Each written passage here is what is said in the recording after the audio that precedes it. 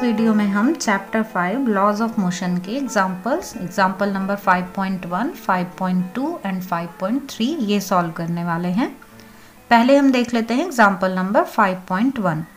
इस क्वेश्चन में बच्चों ये गिवन है कि एक एस्ट्रोनॉट एक्सीडेंटली अपने स्मॉल स्पेसशिप से अलग हो गया है और जो स्पेसशिप है वो एक्सेलरेट हो रहा है एक कांस्टेंट रेट पर 100 मीटर पर सेकेंड स्क्वायर के एक्सेलरेशन से। अब हमें बताना है कि स्पेसशिप से अलग होने के तुरंत बाद जो एस्ट्रोनॉट है उसका एक्सेलरेशन क्या होगा, और ये एज्यूम करना है कि आसपास कोई स्टार नहीं है जो कि एस्ट्रोनॉट पर ग्रेविटेशनल फोर्स अप्लाई कर पाए।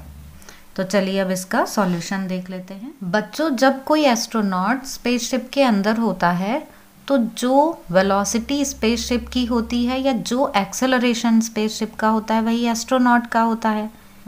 लेकिन जैसे ही एस्ट्रोनॉट स्पेसशिप से अलग हो जाता है तो उस टाइम उस पर कोई फोर्स नहीं होता, और फोर्स नहीं होता इसलिए कोई भी एक्सेलरेशन नहीं होगा, और उसकी वेलोसिटी वही होगी जो कि स्पेसशिप से अलग होते टाइम थी।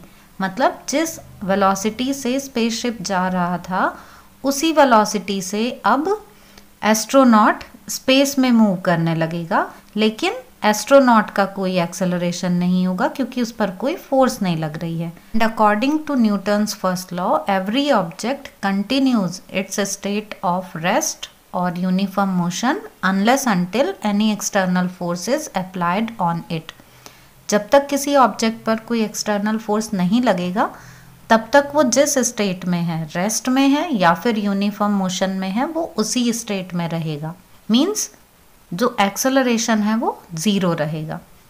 यहाँ हमें ये भी गिवन है ना कि एज्यूम ये करना है कि आसपास कोई भी स्टार नहीं है और स्पेसशिप भी छोटा ही है, वो भी कोई ग्रेविटेशनल फोर्स नहीं अप्लाई कर रहा है।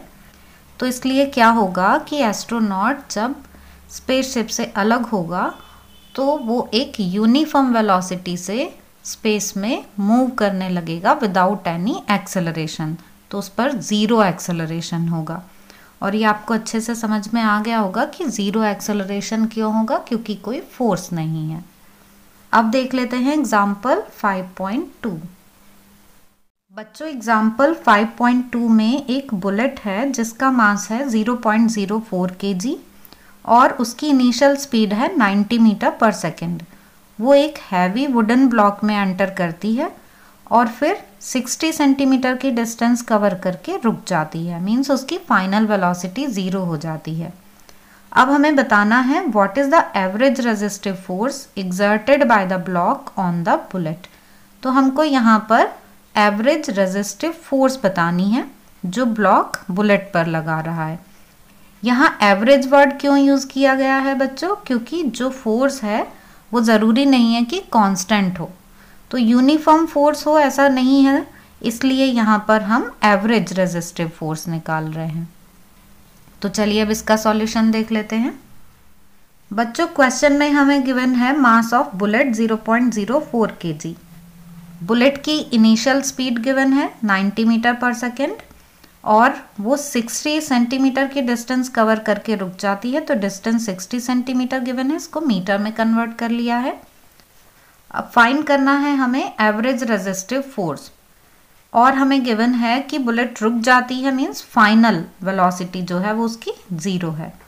तो हम यहाँ पर थर्ड इक्वेशन यूज़ कर ले रहे हैं, क्योंकि हमें टाइम नहीं गिवन है ना, तो हम थर्ड इक्वेशन ही यूज़ कर सकते हैं। इस इक्वेशन में हम फाइनल वेलोसिटी को ज़ीरो रख देते हैं, तो u square plus 2s is equal to zero, तो उससे a is equal to minus u square upon 2s आ गया। अब यहाँ पर हमने u की वैल्यू रख दी 90 का स्क्वायर, तो दो बार हमने 90 लिख दिया है, और हमने यहाँ पर s की वैल्यू रख दी है और इसको हमने सिंप्लीफाई कर लिया, तो कैलकुलेट करके हमें वैल्यू मिल जाती है -6750 मीटर पर सेकेंड स्क्वायर। ये नेगेटिव साइन बच्चों किस लिए आया है? क्योंकि जो बुलेट है उसकी स्पीड डिक्रीज हो रही है, मीन्स यहाँ पर रिटार्डेशन है, तो ये नेगेटिव साइन रिटार्डेशन को शो कर रहा है। तो बच्चों यहाँ पर एक्सेलरेशन आ गया -6750 मीटर पर सेकेंड स्क्वायर।